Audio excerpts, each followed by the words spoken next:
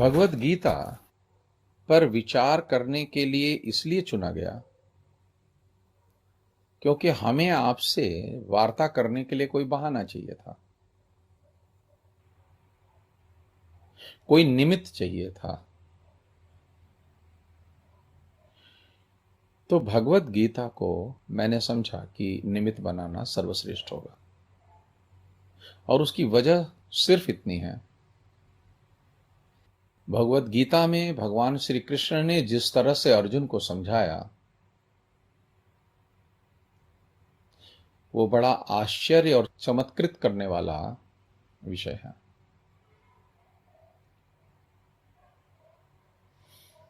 अगर सनातन धर्म को बहुत कम समय में समझना हो,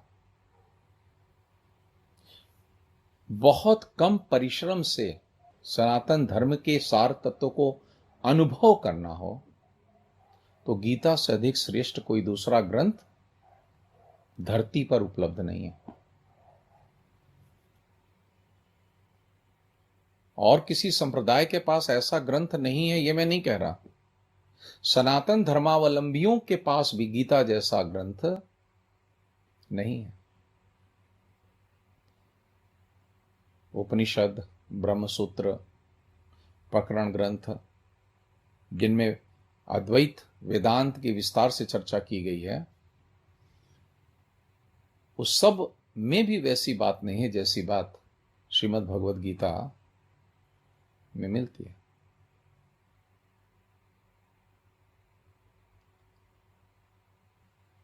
हमारे आपके बीच में अध्यात्म को लेकर एक सिलसिला शुरू हो, इसके लिए गीता को जो मैंने चुना, उसके पीछे सबसे गहरा कारण यह है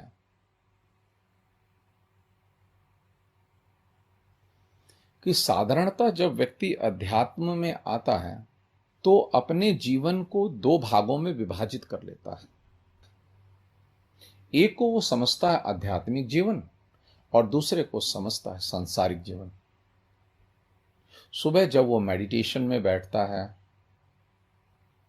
सत्संग सुनता है, आध्यात्मिक ग्रंथों का अध्ययन करता है, तो सोचता है कि मैं आध्यात्मिक हूं, मेरा जीवन आध्यात्मिक है। लेकिन जब वो ऑफिस जाता है, बाजार में सामान खरीदने जाता है, दोस्त यार के यहां पार्टी में जाता है, ट्रेन, बस या फ्लाइट में सफर करता है, किसी से बातचीत करता है या किसी प्रकार का व्यवहार करता है, यहां तक कि लड़ता झगड़ता है, लेता देता है, तो वो समझता है कि वो सांसारिक हो गया। इस प्रकार से हर व्यक्ति जो अध्यात्म में आता है अपने जीवन को दो भागों में बांट देता है। और श्री कृष्ण गीता में इस विभाजन पे सबसे गहरी चोट करते हैं। इतनी गहरी चोट किसी और आचार्य ने किसी और ग्रंथ में कभी नहीं किया।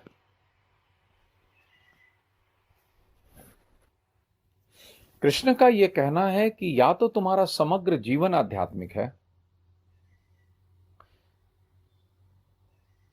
या तो तुम पूरी तरह से भौतिक हो, मटीरियलिस्टिक हो। आधे आधे का हिसाब ही नहीं होता। या तो तुम्हारा समग्र जीवन ही सत्य के ऊपर खड़ा है, अध्यात्म की दिशा में चल रहा है, या फिर तुम्हारा समग्र जीवन ही भौतिक है, भोगों से प्रेरित है, अज्ञानता में जिया जा रहा है। सत्य ऐसे जीवन का उद्देश्य नहीं है।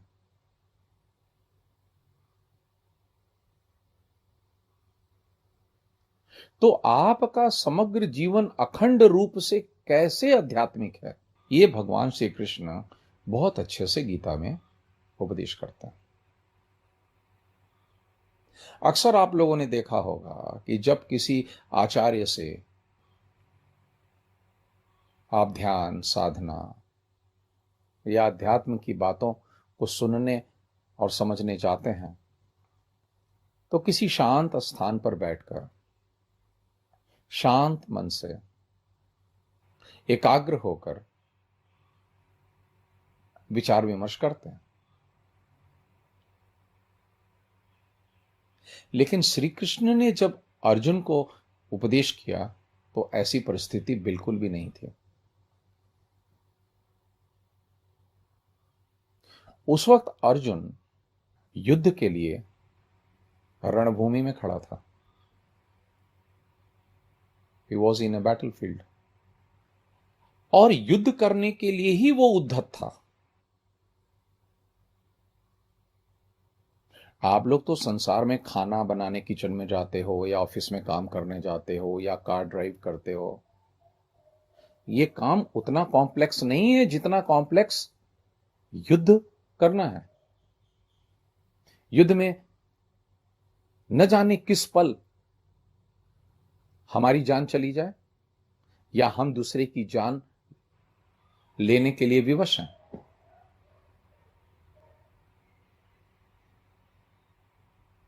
ऐसे घनघोर कर्म को करते हुए भी कृष्ण कहते हैं कि तू सत्य पर आरूढ़ हो सकता है।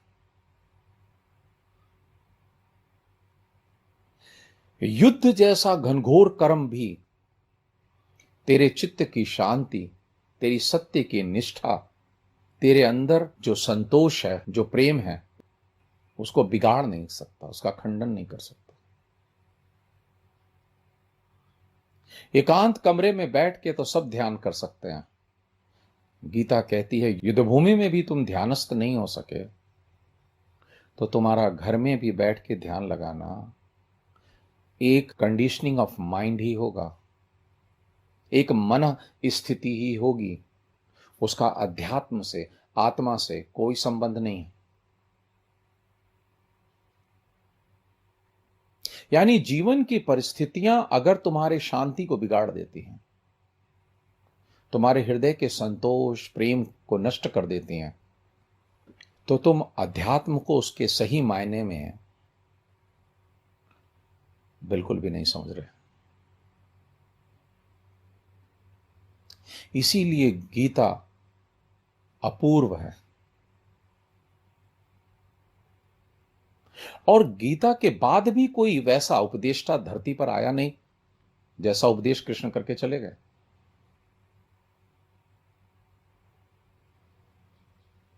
और ऐसा भी नहीं है कि कृष्ण जंगल में बैठ के, किसी आश्रम में बैठ के उपदेश कर रहे हैं और अर्जुन को कह रहे हैं कि तू मेरा उपदेश ले ले, ज्ञान ले ले और जा युद्ध कर। नहीं, भगवान जो कह रहे हैं वो करके भी दिखा रहे हैं। अर्जुन के साथ साथ भगवान भी युद्ध भूमि में युद्ध के लिए तत्पर हैं, क्योंकि वह युद्ध धर्म की स्थापना के लिए, धर्म की रक्षा के लिए जरूरी था।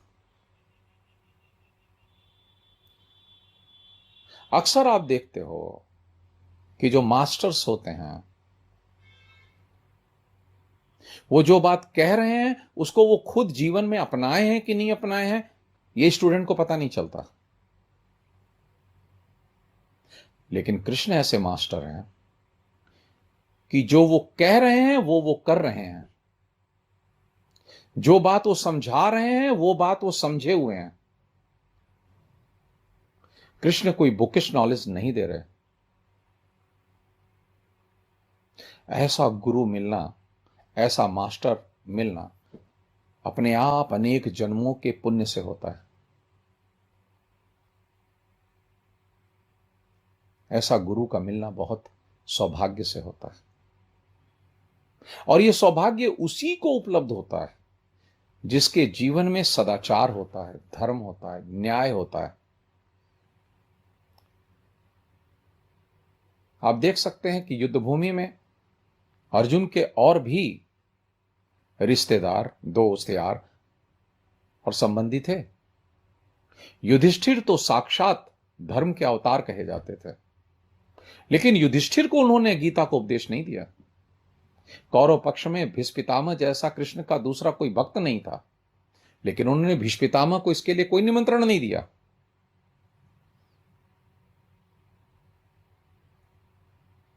ये गीता उन्होंने अपने जीवन में सबसे अधिक प्यार करने वाली राधा को भी नहीं दिया, अर्जुन को ही दिया। क्यों?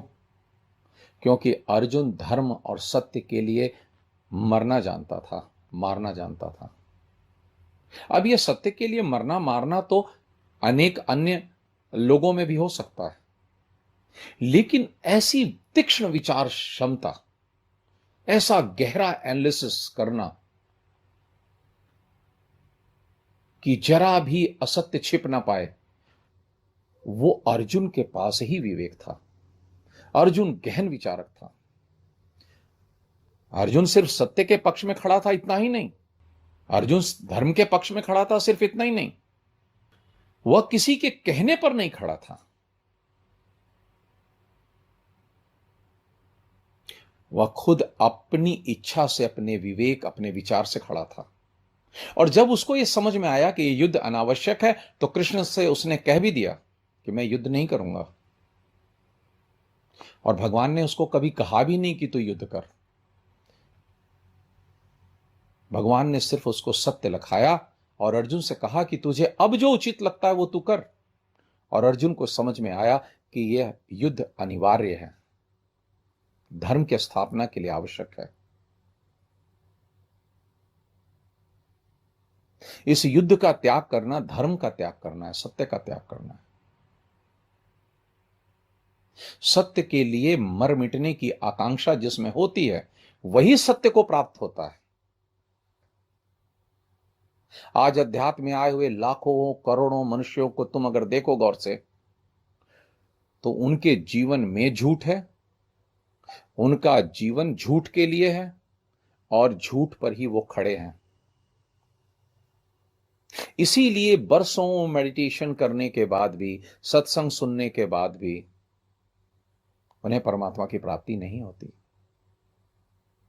इसके गहराई में एक मूल कारण तो यह है कि उनको पूर्ण गुरु भी नहीं मिलते जो उनको उनकी ये गलतियां बता पाए।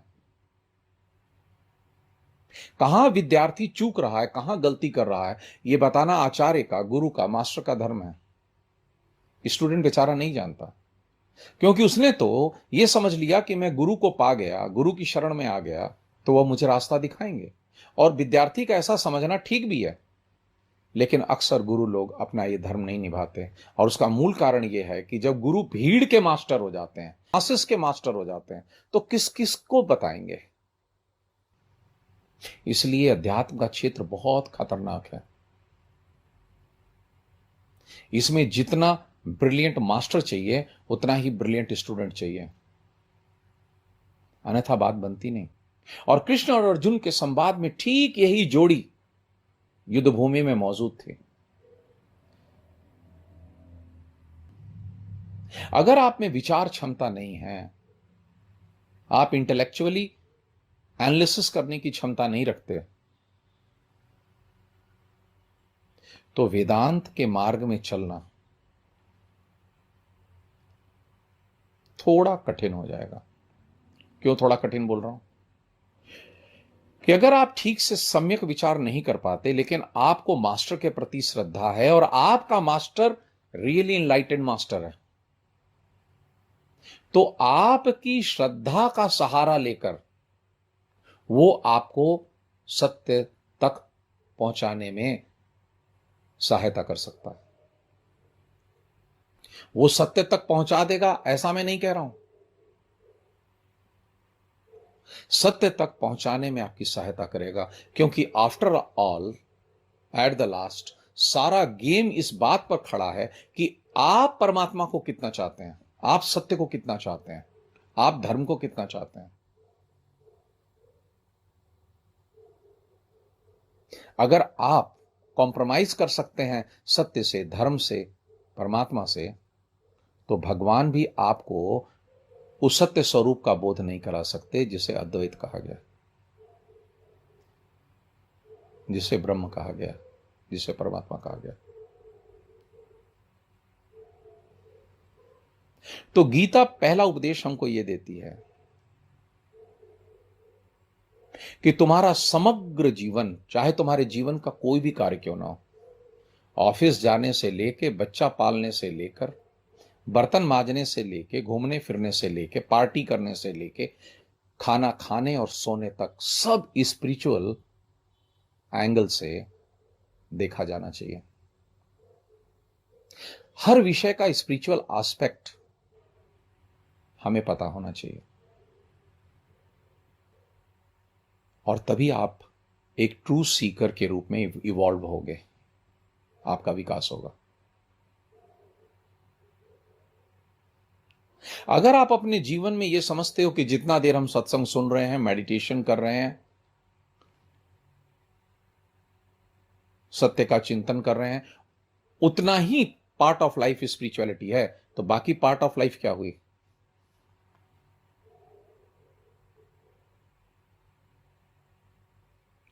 अगर बाकी पार्ट ऑफ लाइफ मटेरियलिस्टिक को डेडिकेटेड है, तो जो पार्ट ऑफ लाइफ आप स्पिरिचुअल समझ रहे हैं वो भी स्पिरिचुअल नहीं है, वो प्रॉक्सी स्पिरिचुअलिटी है, वो छद्म अध्यात्म है।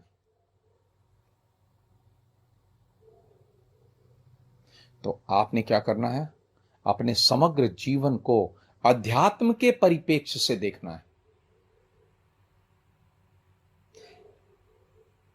100% लाइफ स्पिरिचुअलिटी जब तक नहीं होगी, तब तक आप स्पिरिचुअलिटी में सक्सेस नहीं पा सकते।